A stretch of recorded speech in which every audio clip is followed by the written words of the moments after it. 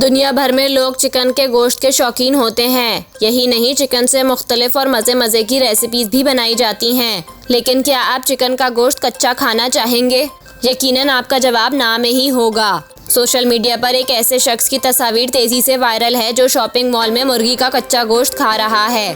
गैर मुल्की media report के मुताबिक ये वाक़या जनूबी ऑस्ट्रेलिया के दारुल हुकूमत एडिलीड में पेश आया, जहां एक शहरी मुर्गी की टांगों का कच्चा गोश्त मज़े लेकर खा रहा है।